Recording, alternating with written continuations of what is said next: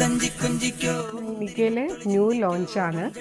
നല്ല ഭംഗിയുള്ള my tissue സാരിയാണ്. ഓണം കളക്ഷനായിട്ട് വന്നിട്ടുള്ളതാണ് കേട്ടോ.